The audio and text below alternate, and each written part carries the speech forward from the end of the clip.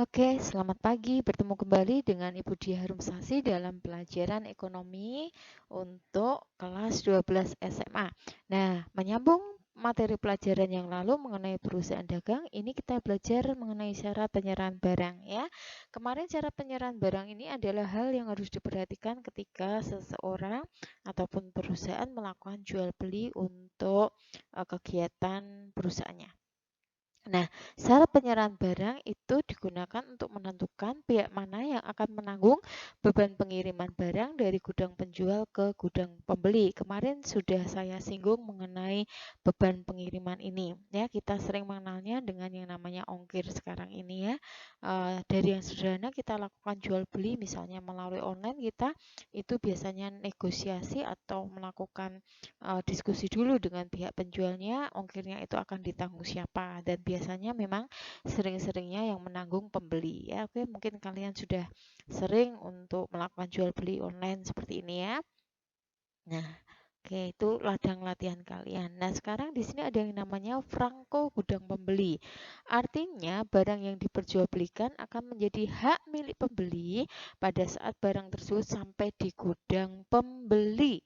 Sehingga segala bentuk risiko yang timbul selama dalam perjalanan menjadi tanggung jawab penjual, termasuk ongkos angkut barang tersebut. Jadi kata kunci untuk franko gudang pembeli ini adalah tanggung jawab penjual ya. Resikonya apa ya? Mungkin resiko kecelakaan ya, resiko kemudian rusak barang dan seterusnya. Kemudian mungkin resiko dibegal ya. Jadi pengiriman barang itu kadang-kala menjadi sesuatu yang berat juga ya. Maka di sini perlu diulas terlebih dahulu, dibicarakan terlebih dahulu untuk tanggung jawabnya itu siapa. Dan ketika franko gudang pembeli itu menjadi hal yang ditempuh, tanggung jawabnya adalah tanggung jawab penjualnya. Oke, kemudian di sini ada franko gudang penjual. Artinya barang yang sudah diperjualbelikan akan menjadi hak milik pembeli pada saat barang sudah keluar dari gudang penjual. Sehingga segala bentuk risiko yang timbul selama dalam perjalanan menjadi tanggung jawab pembeli, termasuk ongkos angkut barang tersebut ya. Jadi kalau franko gudang penjual, kata kuncinya di sini ada tanggung jawabnya justru kepada pembeli. Ya, justru kebalikannya yang tadi ya, antara franko gudang pembeli.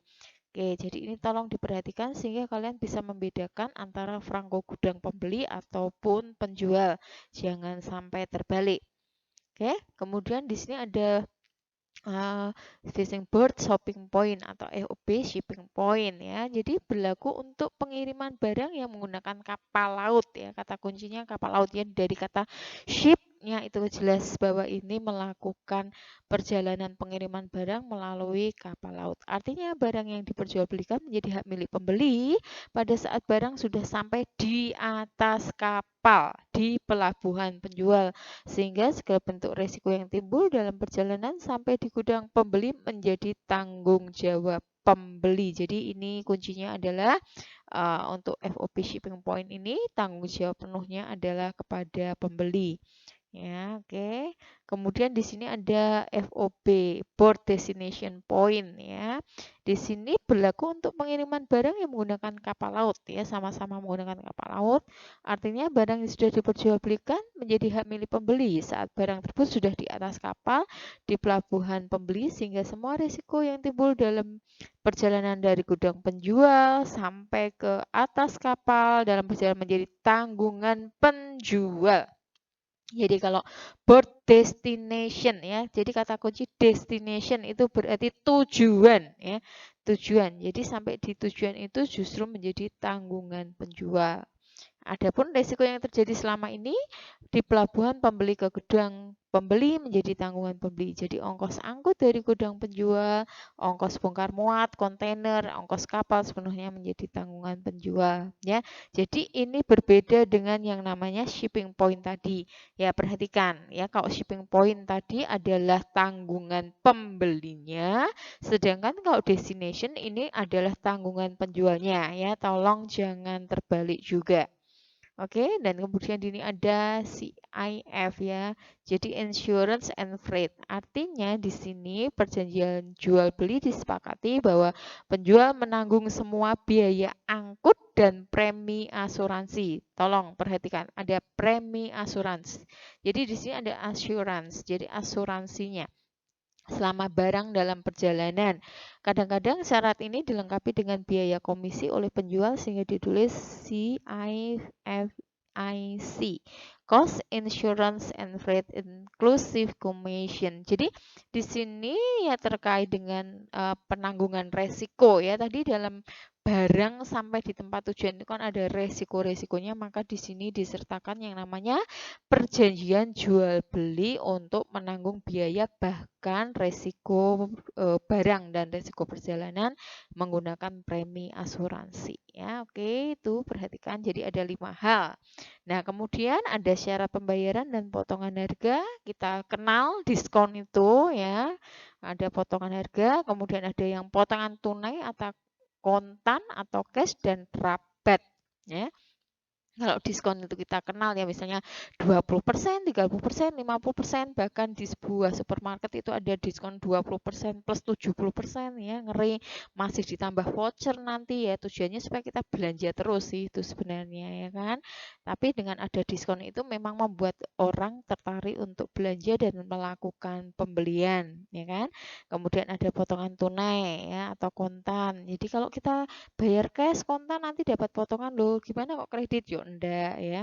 Tapi ada juga loh perusahaan yang masih menjual barang walaupun kredit dia masih memberikan ada gift-gift ya atau hadiah tertentu, itu juga keren juga sih ya. Oke. Kemudian rabat ini potongan pembelian kalau kita membeli dalam jumlah banyak. Misalnya ya bisa saja sih yang sederhana beli 10 gratis 1 ya, senilai harga barang itu kan berarti itu termasuk potongan ya. Misalnya membeli minimum 1 kodi dan seterusnya untuk mendapat yang namanya potongan. Oke. Jadi ini yang namanya syarat pembayaran. Jadi dalam slide dan video ini kita sudah belajar mengenai syarat angkut ya istilahnya seperti itu, penyerahan barang dan syarat pembayaran serta potongan harga ya. Ini tadi diskon ya. Jadi menggunakan persentase dari harga ya. Misalnya harga 100.000 diskonnya 10% ya. Kamu hitung 10% kali 100.000 berarti diskonnya 10.000 atau 5% atau 3%, 2% ya. Sedikit apapun diskonnya orang tuh sudah senang ya diberi diskon. Oke, gitu ya. Nah, kemudian ini tadi potongan kontan ya masih terkait dengan persentase juga, tapi ini ada yang namanya jatuh tempo ketika melunasi tanggungan atau utang karena membeli suatu barang ya, termasuk kalau membeli tunai biasanya juga ada persentase pengurangan harganya atau potongan harganya. Dan yang terakhir ini tadi rabat ya. Jadi di sini ada potongan yang diberikan karena membeli dalam jumlah tertentu ya. Oke, ini biasanya pembelian dalam partai besar ya, nanti akan dapat bonus, dapat potongan pembelian dan seterusnya. Tetapi ingat ya, ketika kita jual beli dalam jumlah yang besar berarti diperlukan juga modal yang besar. Nah, karena modal besar berarti ada juga resiko yang besar pula ya. Oke, itu dalam perusahaan dagang yang perlu kalian ketahui, teorinya ini belum masuk jurnal dan belum masuk perhitungan ya. Oke. Dan ini ada pembayaran, syaratnya bisa 2/10 N/30 N/10 atau IOM end of month dan 2/10 N/30 ROG receipt of good ya. Oke, jangan salah baca GAT ya karena berbeda artinya dan beda tulisannya. Oke.